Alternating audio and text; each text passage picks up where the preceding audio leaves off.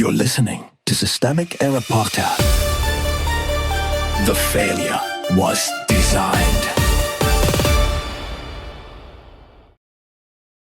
Stark raving mad GOP senator's remarks on white supremacists stun ex-CNN correspondent based on an article by Kathleen Culleton.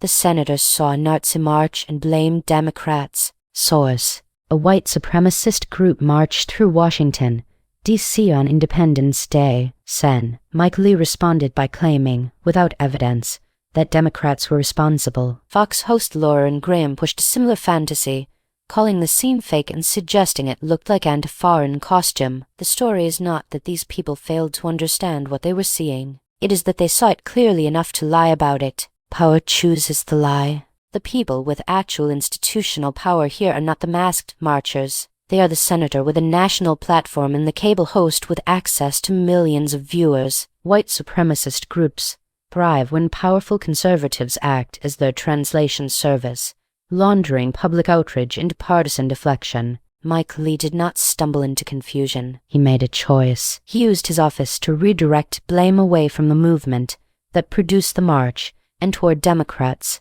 the people least responsible for it. That is not a mistake of perception. It is political protection. The point is misdirection. The masks, Confederate flags, and location made the message unmistakable. That is exactly why the lie matters. Lee and Ingraham were not merely making a false claim. They were trying to overwrite the meaning of the event itself. The goal was to turn a white supremacist demonstration into a generic culture war hallucination where responsibility dissolves, and the right never has to answer for what is in plain sight. This is a familiar conservative trick-or-treat deliberate reactionary violence as ambiguity, then accuse Democrats of the crime. It is not accidental that the accusation lands upward at a weaker target and never inward at the right's own ecosystem. Republican cowardice in public. The source makes clear that the reaction was ridicule and rebuke, including from Adam Kinzinger, who told Ingraham to condemn the march instead of inventing costumes. That basic demand should not have to be novel when a white supremacist group marches in the Capitol.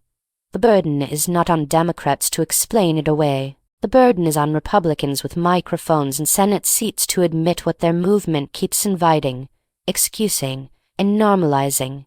Instead, Lee performed the oldest act of institutional cowardice in American politics. He saw the enemy inside the House and pointed at the door. Why this keeps happening. This story is not mainly about one senator sounding unhinged. It is about a political class that cannot acknowledge the far right because too much of its power depends on flirting with it. So when the right's open extremists show up in public, the establishment version of the right reflexively blames liberals, leftists, masks, Antifa, anyone but the people, carrying Confederate flags. That is how authoritarian politics works in practice, not just through marches and symbols, but through elite cover, not just through street intimidation, but through the willingness of office holders and propagandists to lie on cue so the movement never has to confront itself. The pattern is simple. The right produces the menace, and the right's institutions manufacture the alibi. Then Democrats are expected to absorb the blame,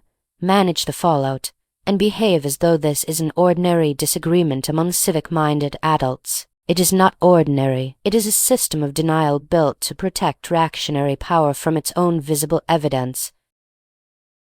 You've been listening to Systemic Error. Thanks to Raw Story for today's article, with the automated voice of Kristen. Thanks for listening.